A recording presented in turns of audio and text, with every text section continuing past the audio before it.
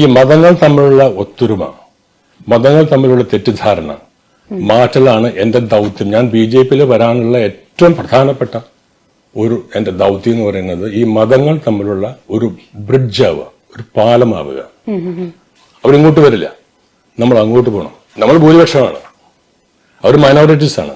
മുസൽമാന്റെ അടുക്കള വരെ എനിക്ക് പോവാം, അതിനുള്ള സ്വാതന്ത്ര്യം എനിക്ക് തന്നിട്ടുണ്ട്. സാധാരണ വെരി ഡിഫിക്കൽട്ട്. ഓക്കെ, ബി.ജെ.പിക്ക് വലിയൊരു സ്വീകാര്യത ഇപ്പൊ കിട്ടി തുടങ്ങുന്നുണ്ടെന്നൊരു ഫീൽ നമുക്ക് ക്രിയേറ്റഡ് ആവുന്നുണ്ട്. പക്ഷെ ഇപ്പൊ ഒരു ഇലക്ഷൻ വരുവാണെങ്കിൽ അതിന്റെ ഒരു കൗണ്ടിലേക്ക് വരുമ്പോൾ നമുക്ക് ആ ഒരു എഫക്ട് നമുക്ക് കാണാൻ പറ്റുന്നില്ല. അതെന്തുകൊണ്ടാണ്? കാരണം നമ്മൾ വളർത്തണം. അതുകൊണ്ടാണ് ഞാൻ ഇലക്ഷൻ നിൽക്കുന്നില്ല എന്ന് പറയാൻ കാരണം എന്താണ്? കാരണം അതിന്റെ ഭാഗമായിട്ടില്ല. ഭാഗമാവണമെങ്കിൽ നമ്മൾ ഒരുപാട് വർക്ക് ചെയ്യണം. ഒരു സെറ്റ് ഇറ്റ് ഔട്ട്. അതിനു വേണ്ടിയിട്ടാണ് എന്റെ ഇത് വന്നത്. ഞാൻ ഉടനെ കയറി ഏതെങ്കിലും ഒരു മണ്ഡലത്തിൽ നിന്ന് മത്സരിക്കാനായിട്ടുള്ള ഒരു താല്പര്യപൂർവ്വം വന്നവനല്ല ഞാൻ. ഈ ഉപാധ്യക്ഷൻ എന്ന ആ സ്ഥാനം ഏറ്റെടുത്തത് എന്റെ ദൗത്യമുണ്ട്. ഇവിടെ ഒരു മതസൗഹാർദ്ദം ഉണ്ടാക്കുക. അപ്പൊ എന്റെ ദൗത്യം എല്ലാ സ്ഥലങ്ങളിലും വീട് വീടാന്തരം കയറി ഇറങ്ങിക്കൊണ്ട് ഈ തെറ്റിദ്ധാരണ മാറ്റിയെടുക്കുക. അതാണ് എന്റെ മെയിൻ. ഞാൻ 32 വർഷമായിട്ട് സിനിമയിൽ വർക്ക് ചെയ്യുന്ന ആളാണ്. പക്ഷെ എനിക്ക് സിനിമയിൽ അങ്ങനെ ഒരു അംഗീകാരം കിട്ടിയിട്ടില്ലായിരുന്നു.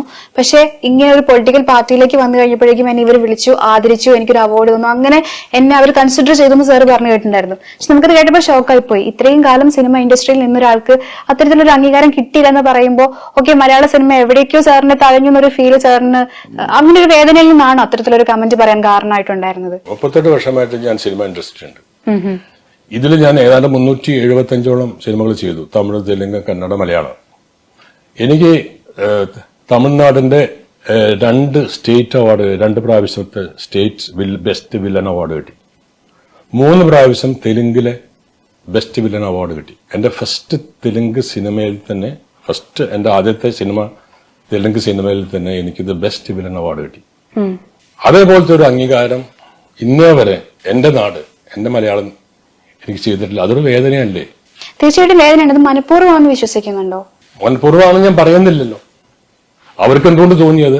അന്യ ഭാഷയിലുള്ള അവർക്ക് തോന്നി. എന്തുകൊണ്ട് നമ്മുടെ ഭാഷ അത് തോന്നിയില്ല?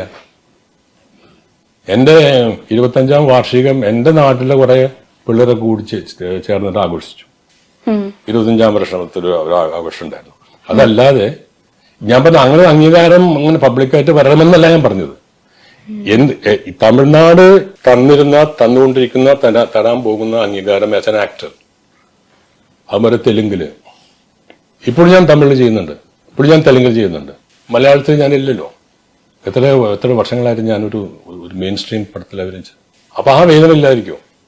എന്റെ ഭാഷ എന്റെ മാതൃഭാഷയല്ലേ. അപ്പൊ എന്നെ ഇവര് ചന്ദ്രികയുടെ 137ാമത്തെ വർഷത്തിന്റെ ആഘോഷത്തിലേക്ക് എന്നെ വിളിക്കുന്നു. അത് ആര് പറഞ്ഞിട്ടല്ല, അവർക്ക് അങ്ങനെ തോന്നി. ഞാൻ അവിടെ ചെന്നു. വലിയ ക്രൗഡായിരുന്നു. എന്നെ ആദരിച്ചത് നമ്മുടെ സുരേന്ദ്രൻ പിള്ളയാണ്. അദ്ദേഹമായിരുന്നു ആ മീറ്റിംഗിന്റെ 137ാം വർഷത്തെ ആഘോഷത്തിന്റെ ഇനോഗ്രേഷന്റെ അദ്ദേഹമായിരുന്നു. അപ്പൊ എന്റെ പ്രസംഗത്തില് ഞാൻ പറഞ്ഞു, എന്തായാലും ഒരു സിനിമാ നടൻ എന്ന നിലയ്ക്ക് നിങ്ങൾ എനിക്ക് തന്ന ആദരവിനോട് നന്ദി പറയേണ്ടത്. അപ്പോഴാണ് ഇത് പറഞ്ഞത്. ഇങ്ങനെ ഒരേ പടങ്ങളിൽ അഭിനയിച്ചു, എനിക്ക് ആരും ഇങ്ങനെ ഒരു തന്നിട്ടില്ല.